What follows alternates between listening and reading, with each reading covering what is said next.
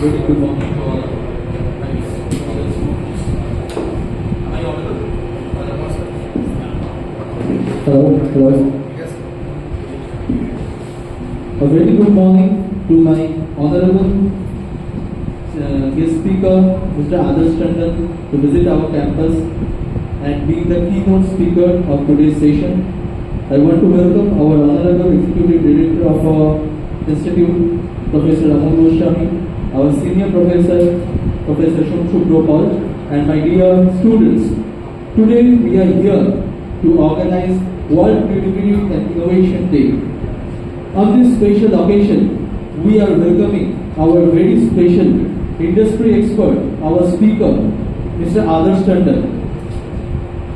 Without any further ado, I am giving you an introduction of our speaker today.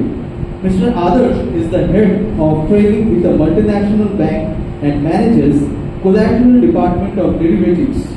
He shoulders the responsibility of driving the training agenda of the organization for multiple geographies. Adarsh is a chartered accountant and holds degrees of MCOM, MBA in finance.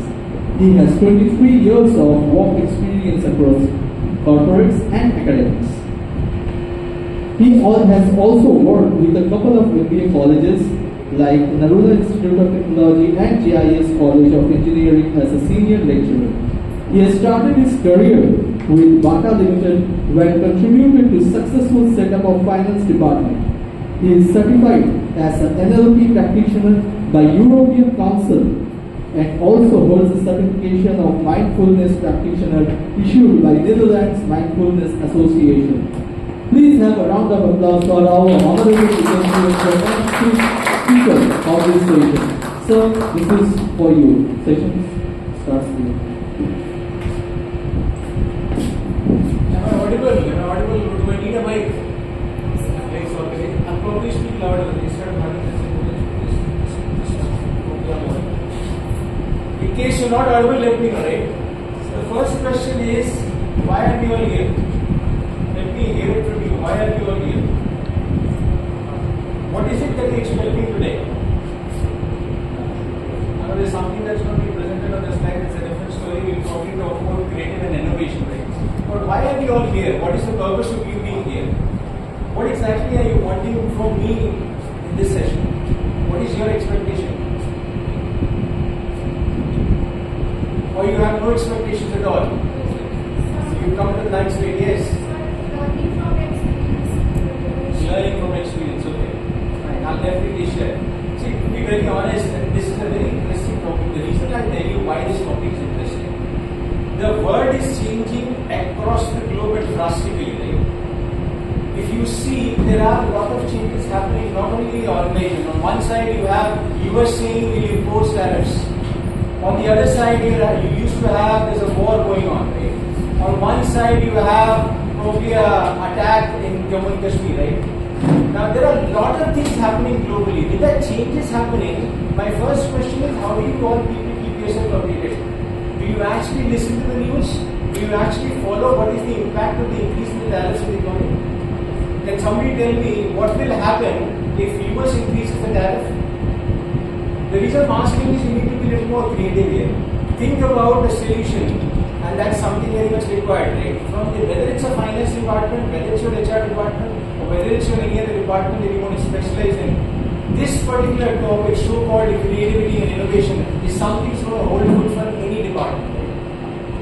I don't have time to play that video, but in YouTube there's something called "World is Changing." Right? Look at the video. You will understand how many babies are born in a particular second. How many people actually die in a second. You probably understand the rate of population, which means we need more resources, which means we need to be more equipped. We're talking about future skills here. The creativity is actually a skill which is actually going to come in right through your experience, right through you probably trying to employ and work that out. Right? But how will that come? Is that going to come automatically? Do you actually think that you probably have to put an extra amount of effort into it? Right? Or how do you think you can actually inculcate this so-called creativity and innovation? Is there something that we can do about it? I probably want to hear it from you. Let me hear it from you. Because there's no point in me like a monologue talking again and again. Let hear what called cheat codes. Why do you think this is going to work? What skills is required? How can you inculcate the skill? Think about yourself. If you need to be more creative, if you need to be more innovative, what is it that you actually about to do to be more creative and innovative?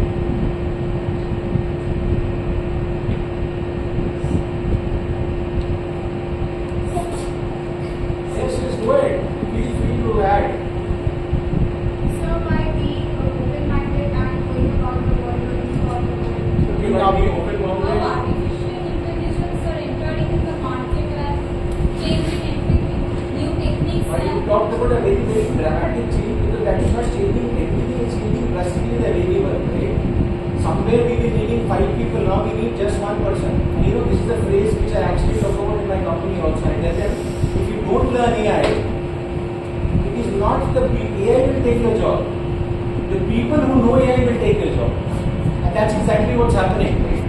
Now people are being creative, and that's another area of being creative, right? You need to think through with the skill sets that you actually acquire, how can you actually change the world? Tomorrow you go to an interview, right? And they ask you a question. You probably answer with a lens which is going to be useful. Can this be done by 3 people? Can this be done by 5 people? The question is, can you be creative enough? Are you creative enough to give them an answer to say, this is also possible? Right? And that creativity will come if you actually have the knowledge, first of all, what's happening globally. Second is, you need to understand the impact of that in the economy.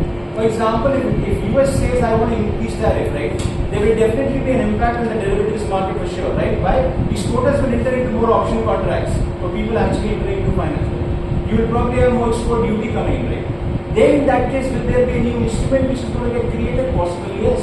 You probably have new financial instruments which might get created. We talk about sustainability, that's another future skill now, right? You need to be understanding what is green bond. I don't know whether how many of you know what a green bond is, right? But that's a green bond. Companies have a matrix of driving sustainability across the companies. Why? Because we want our planet to be much more sustainable. For example, if you are not producing too much pollution, or if you are probably polluting a particular river, you are not going to get a credit for that, right? You will be penalized for that. Now you will have to think through. The reason I'm talking about all this area is because there are a lot of things globally happening, and that is what is actually driving us from actually being more creative, for that matter, trying to be more innovative. Right? Now, let me go a little deeper to the topic and talk about. Now, the question is, why are we taking a distinct topic that I was probably talking earlier? Right? When we say rapid change, we talked about climate changing, we talked about countries imposing tariffs, we talked about people, the skill sets is changing, right? You will never know. There is a company called Artisans, and you can probably Google it and understand. They are now no more employing human beings. They are employing AI employees. It's a fact. For those of you who are looking with blue eyes and probably eyes, they are not employing human beings. They are now employing artisans, which is an AI employee. What does it mean?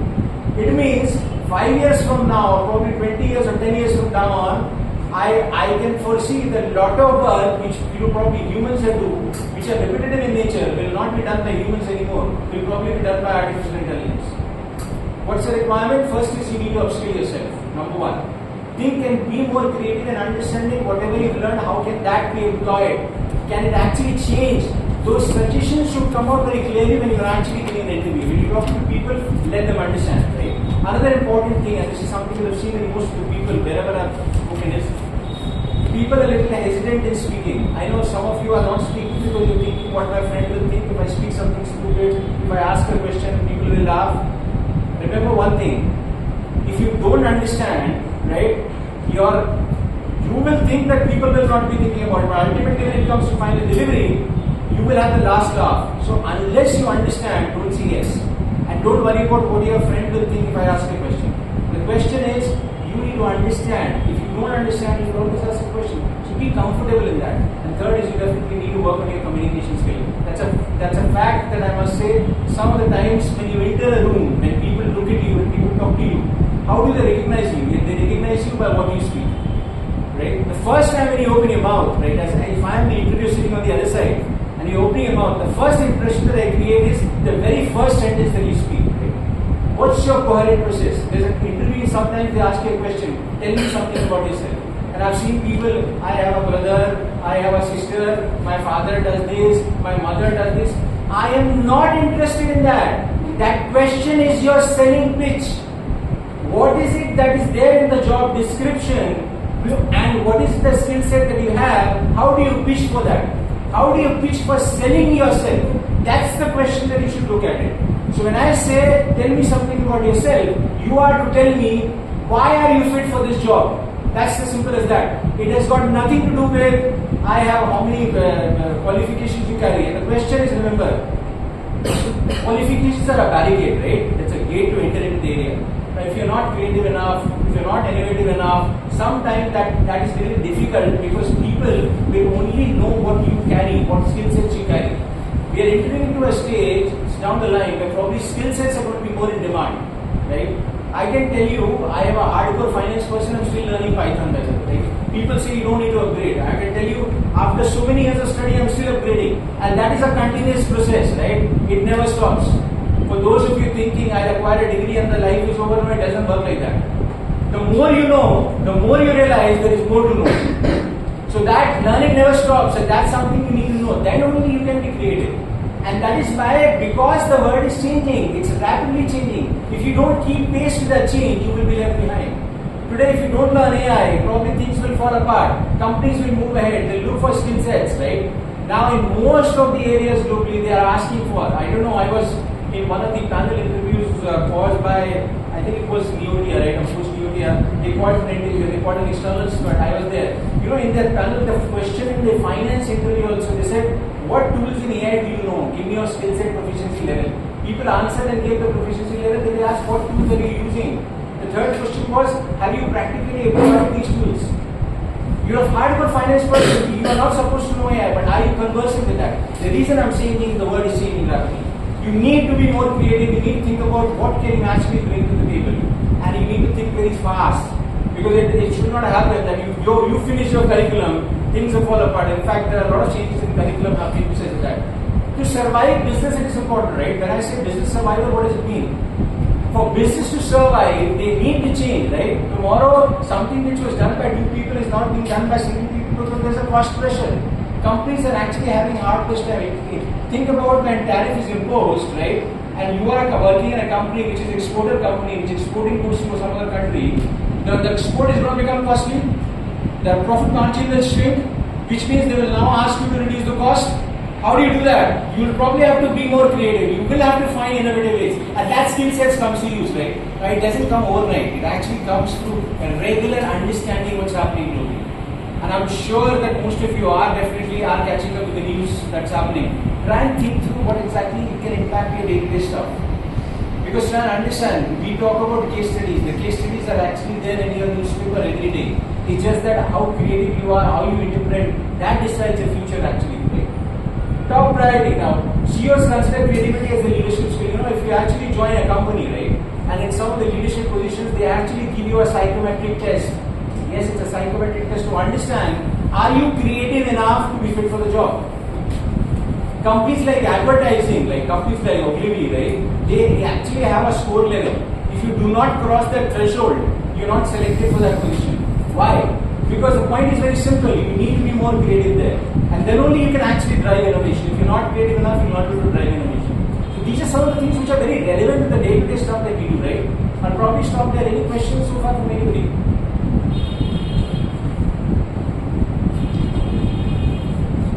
If you don't have a question, I can share a case study. Netflix versus Blockbuster. How many of you remember? Blockbuster was a company which was known for selling DVDs. And that is at a time when probably you were all not born. Probably it's a long time back, right?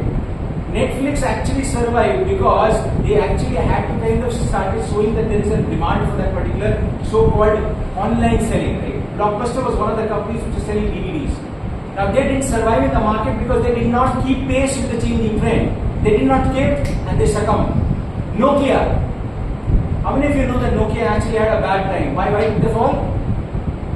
In fact, your Kodak, Kodak was a film which was a digital photography. It was a film used by Neil Armstrong when they actually landed on the moon. The very first company to use a digital photography, right? But they did not keep pace change there. They thought that probably they will cannibalize their own market, they will leave their own market share. They did not sustain. They lost the market share. I have n number of cases to talk like that. The world is changing rapidly. The business survival is an important must, and what is more important is actually beyond the creative side, right? And then only you can drive, right?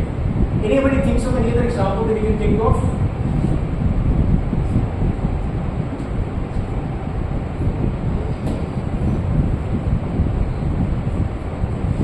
No? But see, this is the problem. This is the major problem. And I'm telling you, if this is what you actually don't speak up, tomorrow if somebody asks a question, and God forbid if I meet, even if you in any of the interviews, right, I will have created my impression.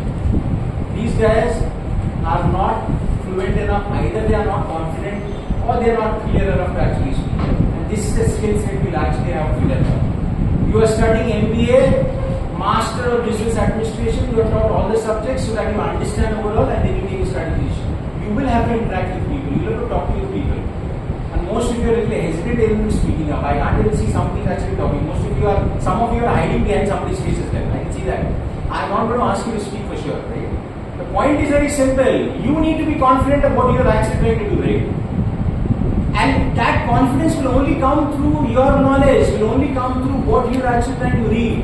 So instead of watching a Shah Rukh Khan movie or Aishwarya Rai is very old now, so people don't watch Aishwarya Rai movie now. Probably you watch somebody else, Visa Patani or somebody else in New York area, this is what you're movie.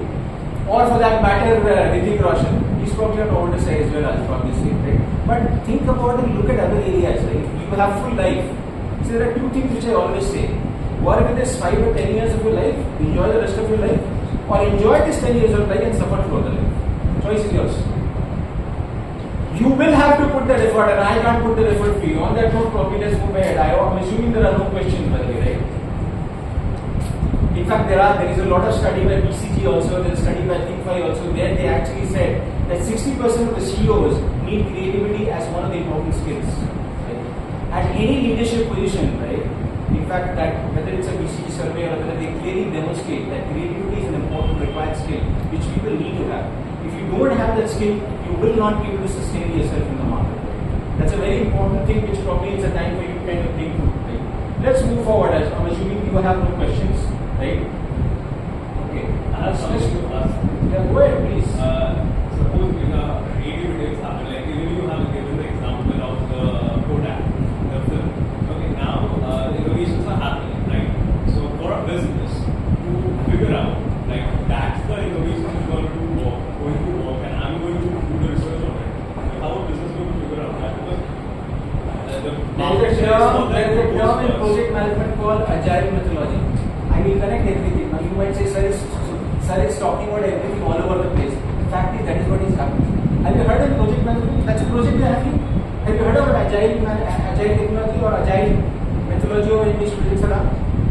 There's a term in agile that we say if you to fail, you will fail fast. I try something, there is no guarantee it will succeed, but if I don't try, I'll never succeed.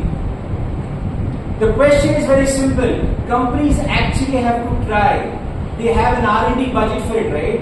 If I keep companies like pharma, they have a huge amount of R&D budget. Why? They don't get any output of it. But imagine you don't do having an R&D budget. Will you ever create any new medicine? You will never be able to. So for you to succeed, the very first threshold is I should be open-minded. I should be open to it. First times when computers came in, people said they'll take away the jobs. Strikes every year. Remember that? I don't know whether you saw that era. You've seen that era, right? yeah. And now we are talking about AI. They will take away all the jobs.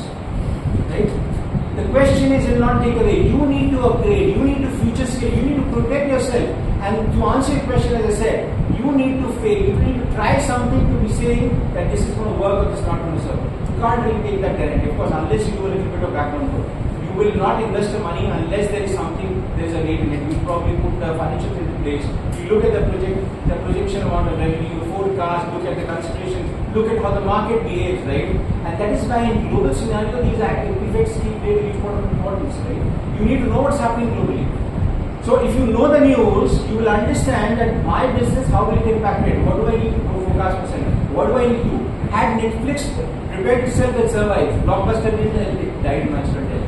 Kodak didn't prepare for it. They thought they'll probably release a digital photography, they'll leave them. They used to make films. Remember those colored phones where there are films of them? They said if I go for digital photography, I will eat my own market share. They are the ones who developed it.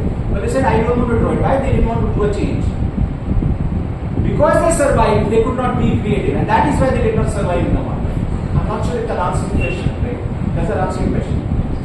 Okay, so understanding creativity is also defining creativity, right? When I say defining creativity, what does it mean? What do you mean by defining creativity? Create something new, novel and valuable. It has to be novel, it has to be relevant, that's what creativity is all about. It's just not about artistry, it's also about everyday creative thinking context. You need to ensure that it's something which is usable, it is sustainable. I have an idea, but it is not a sustainable idea, that will not survive. I want to invest $1 billion, but it is just for a single time use, it will not work out, right? You need to think about what is the return on that area, how creative you are, but you need to think from the cost angle as well. You need to break the paradigms. Now this is about breaking paradigms. Breaking paradigms means rise in curiosity. Question is, how many of us actually ask you a question, and I keep asking myself, when you see a fire exit, have you ever seen and noticed that all fire exits are green in color? Why? I didn't know the answer. I asked this question once I was sitting on my desk, I was walking and I said, all the colors are green, right? Just being curious, and I have a bad habit of asking why. I am the only person in my class when I used to study whose hand was always up, and the teacher used to say, please put your hand down, you don't know to answer. I was that irritating at times. The fact is, I didn't think what my friend will ask, what will friend my sort of think when I ask a question. My curiosity is my way to learning. If I'm not curious enough and I don't ask why, I will never learn. But most of you are thinking, what if I ask a question, my friend will say, the sir will say, such a stupid question, I don't ask. There is no question as a stupid question. If I don't know the answer, and that's why you're here. The seminar is all about whatever I know, I can probably transfer that knowledge to you, right? That will only happen if you ask. If you're thinking on the other side, the repercussions of what if and this not, then probably, by the way, let's come back to the question. And the answer to that is, when I realize this, to answer your question and for your curiosity is, because when the fire and the smoke comes up, the green is the only color which is visible in that smoke. Do a little bit of R&D on that, and that is why all fire exits are green in color. I have a lot of answers like this in a day-to-day stuff which I use. Probably at length, then probably we'll do another seminar I can probably talk about, but that's a skill. What if? Right? There are a lot of things that you actually talk about which we see on a day-to-day basis, but we don't ask ourselves. Right? And that is where the curiosity has to develop. Unless you have that curiosity, you will not be creative, you will not know about it, and neither will you be innovative enough. Because for you to innovate, the first is you need to understand. For you to understand, you need to actually think about what is creatively possible. Again, what is creatively possible will only be able to achieve if you understand the background of it. For which you will first have to ask what is possible, what is not possible. And try, you will fail, like Agile management says. Fail but fail fast. In most of the projects that we run, right, in companies, do you think all the money that is spent is everywhere you're going to get a good output? No, it doesn't happen that, right? Sometimes people invest money, it is a disaster, it is a failure, right? All medicine companies which are having so much expenditure in the pharma sector, do you think they ultimately will release a new drug? No, it will not happen, right? But the day it happens, right, that cost will get paid up. You'll probably be able to make the benefit of the cost. But for that, you need to know and ask a question: is this possible? And that is the question that is making paradigm we talk about. We basically need to think, is this possible? Is that something that I can actually do? Right? Something like which the companies probably like Blockbuster and Netflix and so-called the Kodak of the topics should have actually done. And there are a number of examples already. I'll probably not want to take away the thunder by talking about it. There's another thing which is very, very important, understanding innovation. Right? When you say you have an idea, right, you first have to think about whether the implementation will generate some value. Right? If you do not have, let me give you an idea. Let me give you a practical situation. So, a scenario like, say you're working on, say, something on artificial intelligence, right? You think this is possible, but you realize that there is already another department, right, which is already working in this area, and they've already incurred a cost. If they have incurred a cost, will the company go and incur and develop your idea and employ more people? No. What they will do is they will bring those set of people, ask them to interact and see if you can build your requirements into that particular feature and help the company save some cost. So here we're talking about an idea which is implementation, but does it derive the same value? How many people will it affect? Will it affect actually a good number of people or will it affect a less number of people? So that is an angle which you need to think through from a commercial lens. Right? That is very few people think, and that is one of the important criteria that people think. Will you have a commercial mindset is one of the important skill sets that people look at, right? I have to spend so much money. I have a good idea, I want to do it, but what is the benefit going to come out of it? How many people are going to get benefit out of it, right? So you want to spend, but the idea of actually using it judiciously is also very, very important, right? I'll stop there and take any questions. Anybody's got any questions so far? You are very silent about What it. is the basic difference between creativity and innovation? What is the basic difference between? How can you innovate without being creative? Can you be innovative? Can you create without being innovative? Or for that matter, can you innovate without being creative? Let me ask and rephrase the question in a different way. No. What do you mean by creativity? You are just projecting and giving that thought to a particular idea. Yes. When you are saying you're trying to innovate, you're trying to try something new. But basic thing is that first you need to have that creativity. Is this possible? Can I actually do this? You try with that innovation. Innovation is you will probably give that creativity a shape. Right? I want to do something new, but can I actually do it? It's a question which you'll understand through a lot of lens, like in Dr. Like I was talking. Do you have a commercial sense? Is it impactful to that many people? Is that sustainable? Right? I want to build a dam. Now, India has very clearly said that we'll probably break that ban and we'll probably have the water going, the Sandhar Treaty breaks and we'll have that water flowing and we'll stop that water entering into Pakistan. For example, those of you who are following the news. My first question is, where will you hold that water? Do you have the capacity to hold that water? I don't know. And probably the government can decide. If they can't hold it, then they've made a statement. Now they will divert. Do you think that diversion will get created in 1 or 2 weeks? No. So I have made an open statement, but by the time I implement it, it is going to take time. So that's not sustainable. Maybe they could have said we want to do this, we will break it, and then they made that dam and then probably do it. These are all situations probably the government is going to decide, but I'm just giving you my perception, my thought process of how I look at that. Right? So here it is a question of, is that sustainable? You have an idea, is that can you actually sustain? Can you actually run with that idea? That is something else, the differences between creativity and innovation. Does that answer your question? Sir, I have a question. Sir, how can creativity be applied in non-artistic field like finance? How can creativity be applied? Have you heard about forensic auditing? Yeah. What is that field? Cryptocurrency. Forensic is different. Cryptocurrency. Oh, forex, not forex. Forensic audit, I said. Okay. Companies like Enron, they fail.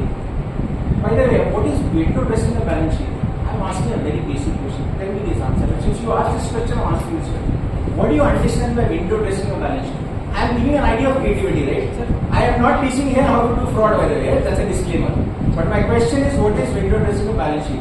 You are working in a company, right? I have seen that in my auditing time, an actual thing happening. That's what I'm talking about. And what do you mean by window dressing a balance sheet? How many of you actually can explain what is window dressing? So window dressing basically the misleading data that put it in the balance sheet. Inflating the value of asset Assets. and minimizing the value of liability so that the net worth of the business increases. That's the self already given the answer, but let's think through a different angle. Let me give you a situation. I'm a director. First of April, I took a loan. So I am a director. I am eligible to a good amount of loan at a low rate of interest. Done? I get a interest rate, probably say at 3% or 4% because I'm an employee in the company. I took that. What did I take? Say I took 3 crores or 5 crores or 10 crores, whatever it is. They gave me that. I deployed that money in the stock market. Made money, 2 crores, I made a profit out of it. I'm paying interest of 4%. But I understand. Had I gone to the market, I would have got an interest rate of at least 12, 13%, 15% what I would have actually had to pay. Had it been a personal loan or something like that.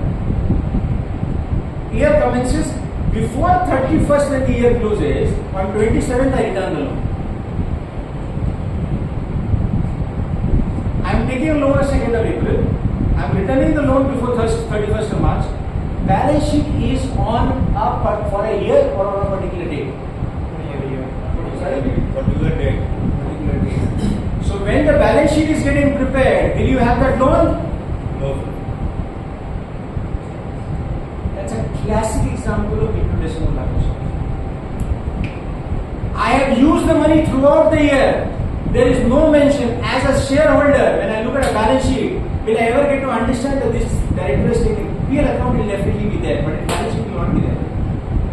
That's purely an example of how do you dress the balance sheet. You show people what they want to see. IndusInd Bank, recently there was a scam in that IndusInd Bank where the net worth was overvalued in derivative transactions. And exactly that's what they did. The derivative transactions which were much more at value, the margin money was shown less. Ultimately, the balance sheet was not mentioned there. And just after that, RBI implemented a strategy, right? They said all the banks will need to submit a clear articulation of how much exposure in derivatives we actually have. See, that's a classic example, and I'm sure most of you would have not read that news immediately. The share price of IndusInd from when Monday fell back to 600 rupees, and that was one of the banks. It is back again to 850, 860 rupees today. But that is how it actually happens. That's how the manipulation happens, right? That's where creativity can come in. Okay? I'm not saying do a fraud. What I'm saying is do it for the benefit of the company. There are a number of examples where you can probably park and take innovative loans. Things like you actually can take away green loans, right? A green loan is again a place where you are actually giving loan to a company which is going a higher ESG level. Environmental sustainability governance, that we normally call it the ESG, that the sustainability governance is a benchmark, right? Most of the companies have a threshold that if you are not ESG compliant, I will not do business with you. And in your corporate structure also, you need to spend for your CSR 1% of your amount. That expenditure also is a very classic example of how you are driving that. Now there you can be creative. How are you using that money? Are you benefiting the people around you? Are you really? So there are a number of ways in which we can be creative. Of course, it has to work in the direction of how we can help the people. Of course, because you can have both class of people. Somebody who is more creative, Ketan Parekh, who can actually create a scam and markets go crashing, right? Or Harshad Mehta. And the other creativity is actually helping the market. So it works both ways, depends on what you want to do. It doesn't answer your question. Okay, so that basically we were talking about the detailed implementation. Let's progress further. Let's talk a little bit about when we say creativity versus evolution. And this is a question which some of you asked also, right? You're generating that idea, that's basically creativity which I was talking about, right? When you are actually doing, you realize the idea, you implement that. So creativity is an abstract feature, right? Which is something, and I'm not sure, do we have the internet here, but I can give you, there's a video which you can probably say, I'll give you the name, you can probably watch that video on that particular area, you will be able to understand. Right? There's something called ideawave.com, there's a site for ideawave.com, you can write that, there's a video there that will give you an idea about what's the creative difference between creativity and so-called innovation. Basically about how do you implement and how do you do that. Generate the idea and the next innovation stage is you implement the idea. But remember what I said in the beginning, not all ideas give you a fruitful circulation. So in project management, say if you fail, you fail fast. So you will try, sometimes it will work, sometimes it will not work. But the more important thing is if you never try, you will never ask. Like if you never ask, you will never know. Some of you are still thinking, some of you are still smiling, some is talking blah blah blah, doesn't matter. I will tell you from a bottom experience, I tell you, you need to be actually first is open again. And this one I'm telling again and again. Be vocal, be asking a question. Most of your body language tells me that some of you are still thinking a lot of things at your back, but you don't have the courage to stand up to ask. Why? What my friend will think, what my teacher will think, what is the person in front of me will think. Your image may go down today because you don't know this. But what if in the long run you have an answer and you're able to answer that to somebody else? Whoever started never started with an understanding. Everybody knew nothing. We all wanted to know more and we gathered as we rolled down that particular area, right? We'll come back to that topic again, right? So instead of, and in fact there is something called 3M. How do you know something called 3M? Have you heard about 3M? Have you heard about a company called 3M? Yes, sir. Sir, Yeah. So go ahead. I think it's sir, A for Polish. Sorry? Sir, Polish. R Polish. Yeah. What did they do?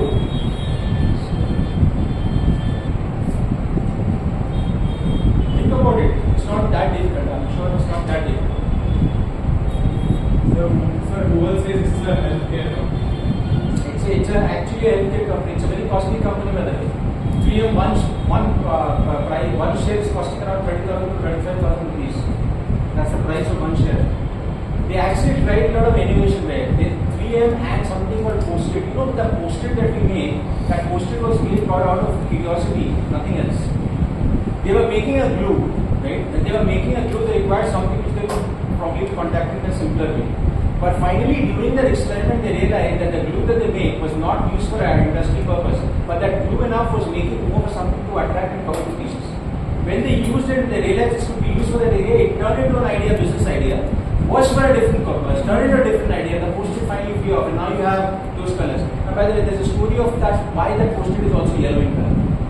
I'll probably leave that and ask you to decipher. I'll leave that question there, and let's see how many of you go back and figure out why is post-it yellow in color, right? Probably figure out. I will pass the answer to one of your sirs later, and let me check and probably get the answer. I leave that as a work for you to do on that particular area. There are a lot of questions, and as I said, you need to be curious. There are a lot of things that we see around, right, which we don't ask the question of. If you start asking a question, you will in that process learn a lot of things. Why is it the way it is? The question is, 90% of the time we are not curious. We don't want to do that. Okay. Now when you say unleashing the potential, what does it mean? What do you mean by unleashing the potential? What does it actually refer to? Any idea? We say curiosity will embrace curiosity. First is you need to be curious enough. That's the fundamental goal of actually reaching that particular stage. You will have to do a level of brainstorming. Now that brainstorming can actually be with a group. You will do it there with that idea. And remember, you will have to suggest something. Now here, if I ask you that what have you brainstorming have you done with your particular friends, I'm not sure if you will have answered. So when you're working on a project, you will regularly have brainstorming sessions. Right? Is this possible? Is this something that we do? You probably have brainstorming sessions, probably with the people you work with, sometimes outside the organization, because ultimately you never know. Solutions can come from all different areas. Right? And there's a study which clearly says 96% of the ideas in a recruiting company always come from the industry outside the area. Which means not necessarily if you're working in a particular domain, all ideas will come from that. Probably there are 96% of the ideas will come from different industry where you're not working. And that's again a very important thing to kind of consider, right? So how you can actually boost your creativity? If I ask you a question, is there a way to boost your creativity? If you ask this question, how can you boost your creativity? Sir, group discussion. Okay, what else? Reading articles and seeing other people what they have done. You know what? If you ask me, my answer is start daydreaming. Daydream. And do not think any idea is a silly idea. If Einstein would have thought that, he would have not discovered that principle, right? You know the story of Einstein, right? There are n number of examples like this where everybody in the beginning may seem like absolutely it's a silly idea, but no idea is a silly idea unless we try that particular idea. So first question is, you first need to daydream. You need to dream that this is possible. Then you need to work towards to make it possible. Right? And for that, you have to work. So nothing will come on a platter. Right? I was talking in the morning with this and I said, this is a classic example that I've seen. People think when they get into an MBA college will take care of the place. And I have a very simple question to ask you. There are roughly 30,000 institutes across India, roughly. Each semester you have at least one batch or two batch passing out. Each batch will have approx 50 to 100 people. How many people? Roughly every quarter 3 lakh to 5 lakh employees passing out. Why will company give you a job? Do you think just because you paid money in the college, that guarantee your job? No. Think about the skill sets that you carry. Think about what have you done to acquire that skill. Are you putting that effort into it? Just by joining a class, just by sitting in a seminar, is that good enough? Sorry friends, that doesn't work that way. And I can tell you, degrees don't guarantee job. There are people who complete n number of degrees but they know nothing. And I'm not a very big follower of that. I personally feel you need to have that skill to be called. It doesn't matter whether you are a person from another area, but if I have that skill, if I have that knack, I will work towards it. So the question is, degree is only to a entry barrier, right? It will only give you that grade. But after you enter, everybody is at par, remember. And if you don't deliver and you don't know, you will literally be thrown out. There is no hanky-panky. They are paying you money to deliver work. You can't deliver. And that will only happen if you know what is happening.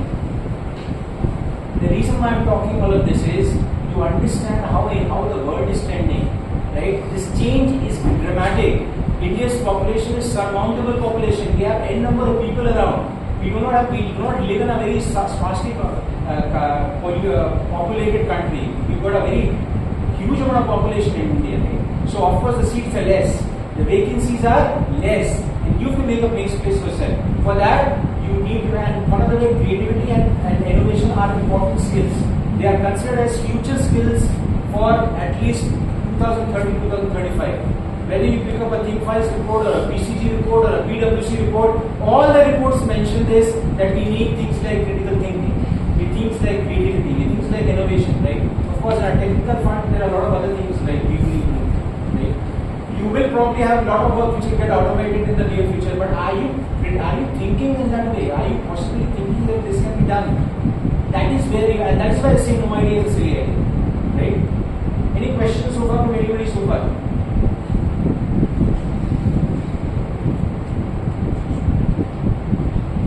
No? Sir, I have one question.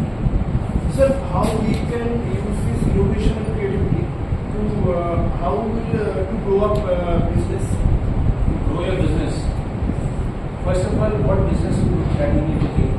See, this is a very open statement, right? How can you do? Question is, what type of business we're talking about? What is the industry paradigm? Who's your competitor? What is your market position? I need to have those answers to be able to answer it, right? So you first need to think through what is possible in that particular industry, and then you need to think through what your competitors are doing, where you can actually be a little different. See, when you're talking about business lines, there are a lot of ways where people do business, right? Nobody would think about a lot of businesses that they actually see running. I don't know whether you have an idea, right? There are shepherds, like if you see those wolves, right? Those threads of shepherds, there is a huge amount of business in Australia, and there is a company which run. You know, just they scrape those wool from the shepherds. That's all. Nobody thinks that it is actually can be a business idea. So there are n number of business ideas which people have. You will probably have to be more creative to understand the industry. You have to understand the cost level. What is it that they are delivering it, and then only you will to answer. So I think it's a very big open area to actually answer that question. Unless you give me a pinpointed industry, unless you say who's your competitor, what is your market positioning, right? Where do you want to enter? What's an area? It's very difficult to say that you need to create. But the idea is very simple. Think about what you can do, and as I always say, think about a silly idea. You will have to think about a silly idea and see if you can fruitfully construct that, and then see if it's possible. As I said, sometimes you'll deliver value, sometimes you'll not. It may not really deliver value, but if you never try, you will never deliver value.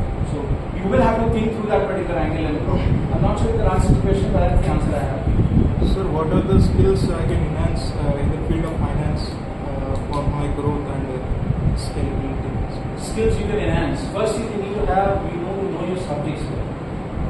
I give you a very simple answer, and you will answer it and then search it then. I expected you to repeat the complete answer and not struggle.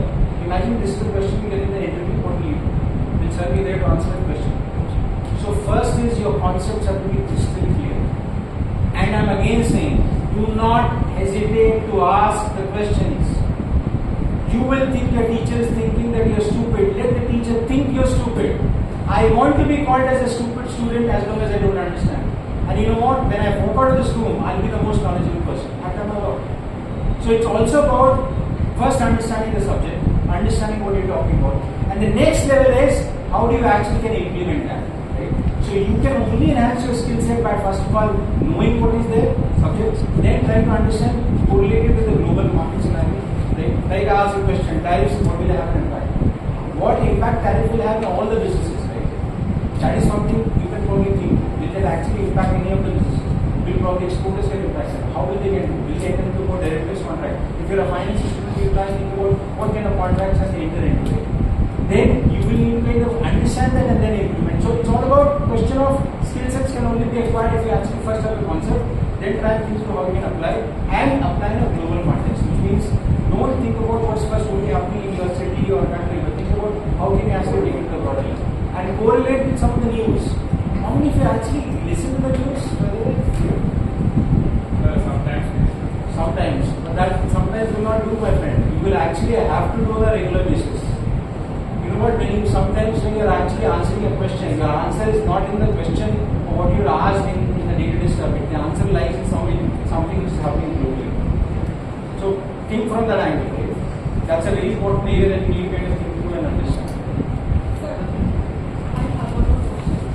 What kind of mindset shift we need to unlock our full potential?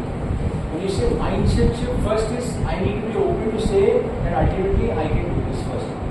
The problem that happens with the mindset is this is not possible. So before you think of an idea, your first question is somebody will tell you this is not possible. And if everybody thought that way, none of these big companies would have come to existence. So first is you have to think, you have to believe in the idea. If you believe in the idea, you will probably can do it, right?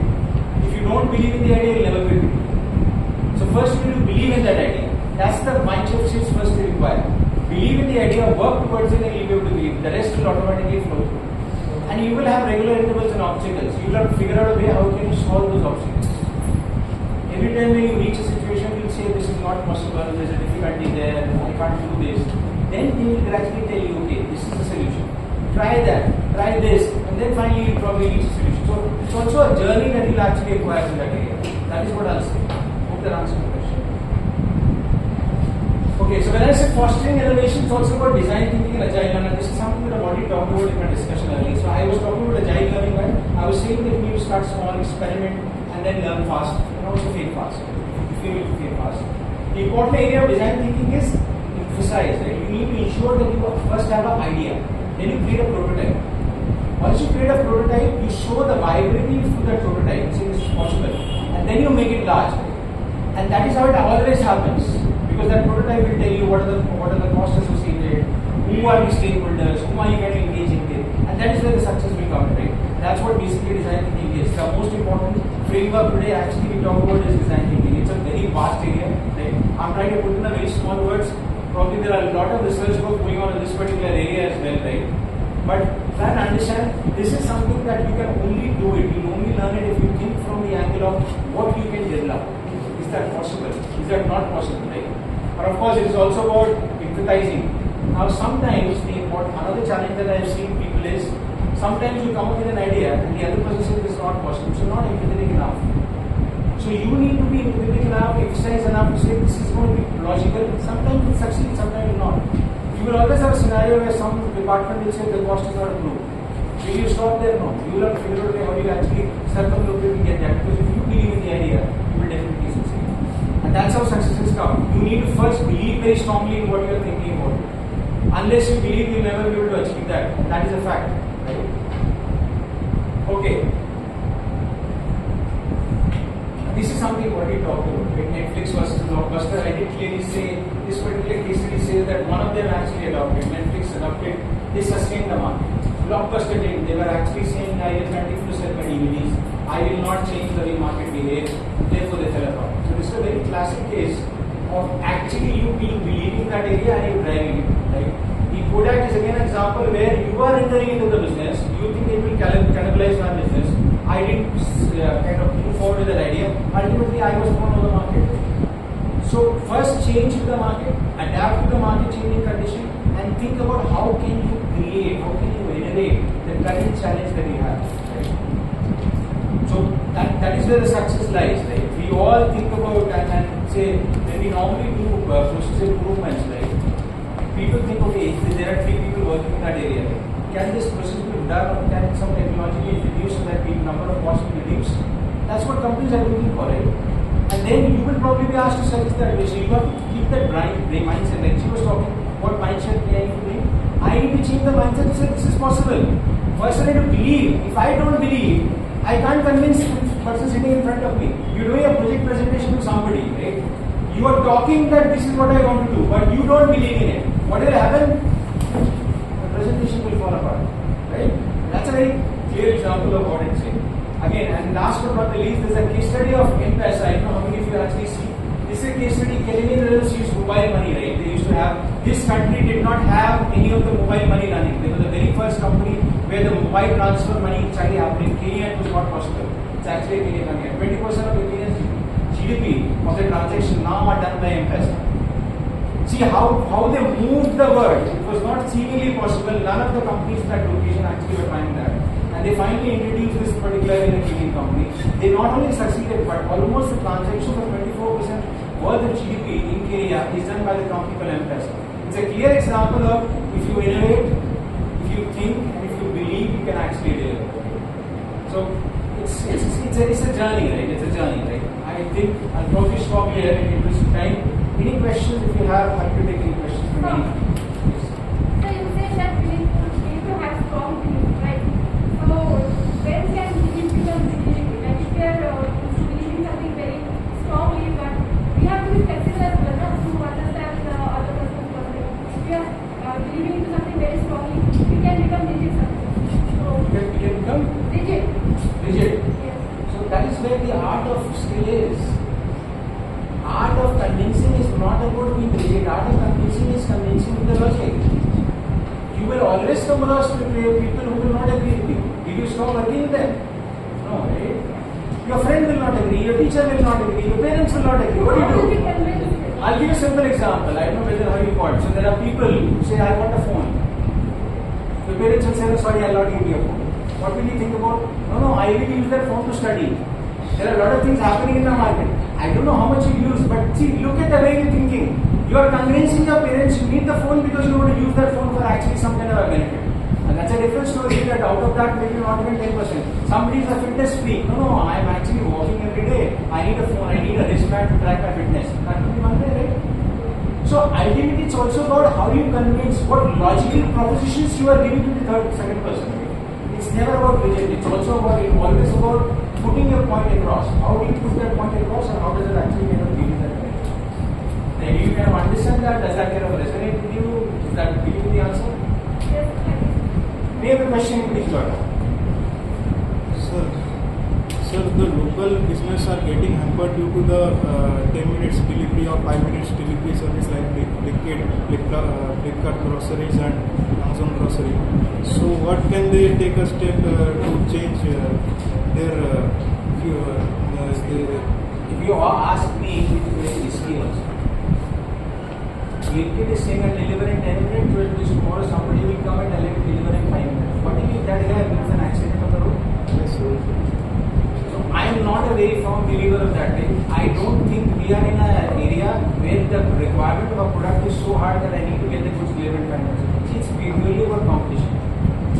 Somebody is delivering in 10 minutes, let me deliver in 5 minutes. But it actually is a risk because if that warehouse or log is situated at a different place, the chances of you meeting the accident is very high. Right? So here it's a question of trying to figure out what is it that they actually want to deliver. Do they want to deliver product? No. There it's a question of time. My product is reaching faster than you, right? But then try and understand there's a risk element also coming along with it. Right? So this is a very, very convoluted business model, right? It is definitely not going to succeed too long because ultimately sooner or later when this accidents begin to happen and things will happen, they'll probably fall down on that. So it's a very difficult model and at this moment people are only competing on time. It's not a cost. I'm sure there are two businesses fighting, are not going to give you one, it's not giving you a cheaper than the other. They're definitely taking the same amount of money. So it's a difficult calculated model, but I'll say not a good model in normal sense. Now if you say what can they do, I will say stop that. My personal view will say stop that. There is no emergency of delivering something in 30 minutes or even 1 hour. We don't want. I want to have chow mein. Why can't I order 30 minutes or 1 hour early? Why do I have to get it in 5 minutes? The question is, you will say I'll get it hot. But think about the kind of roads. We are living in India, we are not living in a European country. Right? I went to Luxembourg and I saw the roads are as clean as you can see your face. And I'm not telling you, if whoever is gone, you can see your face on the road. That clean the road is. Is India that clean? No. Look at the traffic in India. Look at the traffic. So the chances of accidents are very high. So these are things which probably make you think, if I was there, I'll probably not follow that model. So what can they do? Probably I'll say stop. That's all I'll say. But I am not very big fan of saying make it 2 minutes or make it 3 minutes. This is definitely not a business model which is not sustainable. The more they fight, they will land up in a scenario where they'll probably have more accidents. They'll probably have more different scenarios and it will become a very complicated situation. And that's a different story. They will say my logistics supply chain manages extremely well. I'm supplying the goods at such a rate that I'm probably delivering at that fast rate. That is one, what is they are trying to do. And people think, okay, I'll give it 5 minutes to let me order. How good or bad is a question very much. Any other question, please go ahead. So, I think for products like medicine and these things, this service of 5 minutes is actually needed. Because we need it urgently, somebody needs it urgently. Sir, but medicine is not something people will order by a Zepto.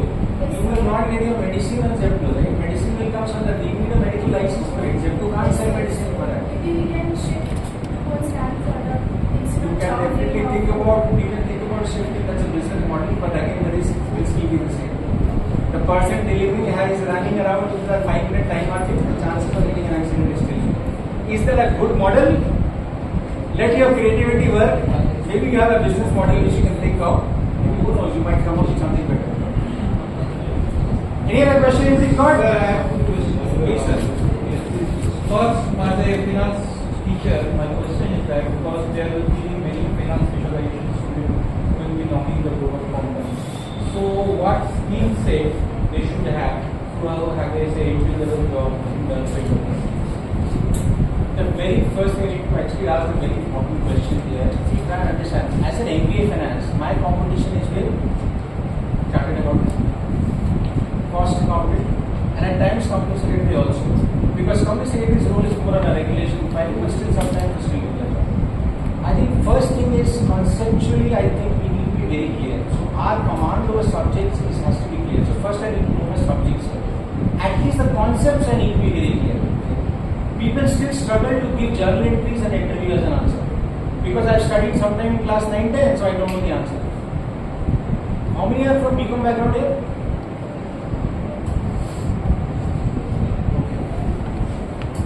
I'll give you an entry. Tell me who gives me the fastest entry quick. Salary is due in my books. What is the due entry for salary? Most critical question. I have tried in the so I account debit to outside. You are, but I'm still struggling to get the answers. That's the situation. See, it's a very simple question you would have studied in your class 9-10. Now, see, you're struggling to give the answer. Because you know what? Everybody is studying high funda things. My concept base, ground level. I'm walking on road. You're not walking on an airplane. So first get your road ready. That's first skill set that you need. Your concept needs to be very clear. Second, my communication has to be absolutely strong. The first time when you open your mouth in an interview is people judge you by what you're speaking. You falter because most of you think either in other language, either in Bengali or some other language, and then translate that to English. You will struggle. So you will have to read more, you will have to work towards to get that communication skill out. Right? So first is your concept, second is basically to get that skill set of your communication, third is try and understand globally what's happening. People will be interested, how will you add value to my company? Right? So my question will be, why should I take you? What have you done extra? You will need to think through what's globally happening, what have you done, merge them together. I have done so and so. I know so much in artificial intelligence, or maybe I'm a finance guy, I'm learning so and so. I can help you to do something because I have an idea from the finance front and I also have an idea from this front. Or maybe I know how an economy works, right? I have an idea of working in how a letter of credit works, how an export code business works. Then I'm probably going to help you. You first need to understand globally what's happening, correlate with what you studied, and then say how can you help that company. Another important misnomer people think is when I write a resume, people think one resume I've made, I will give it to every company. It doesn't work. It doesn't work.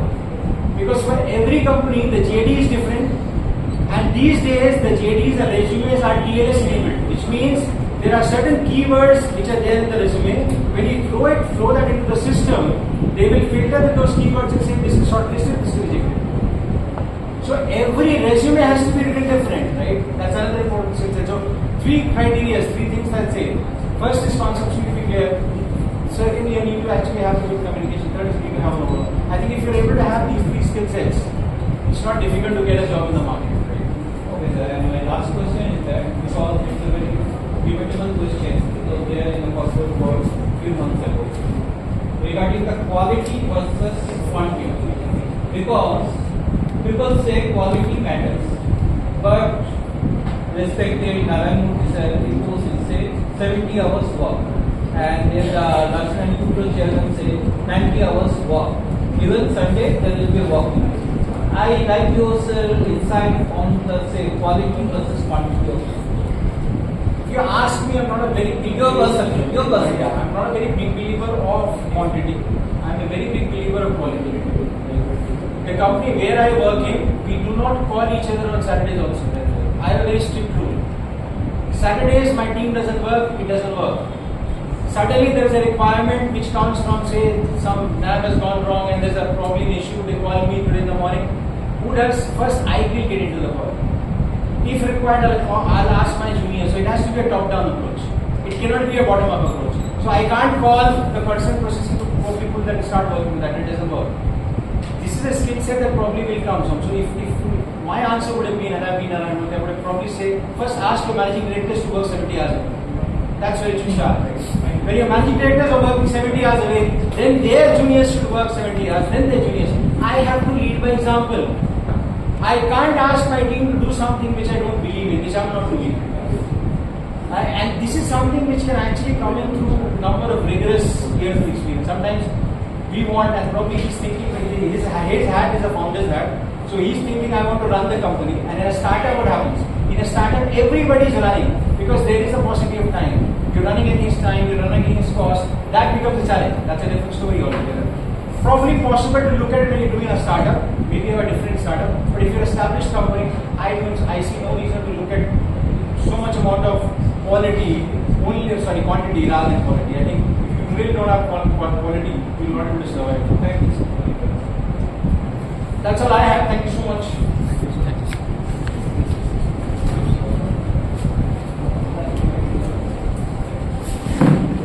Please have a round of applause for our.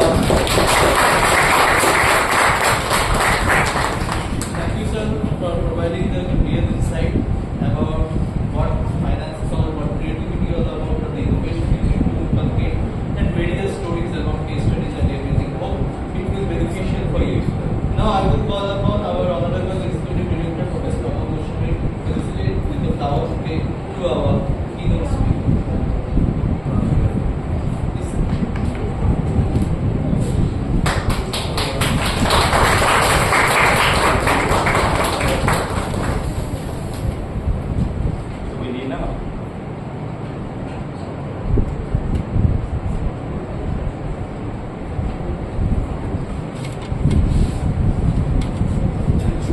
Thank you so much, sir, for being in IBM and Kolkata for the first time. I think we want you more and more to be with us with different opportunities, different way. Even our students want to hear you. They want to adapt some training from your side. Even if you have any new opportunities, if you think it is good for our management students, definitely provide us. We will always be cooperative. This we are thankful to our students, our honorable senior professors, and most importantly, our keynote speaker to be present for this session. Thank you so much. Next session will start in after around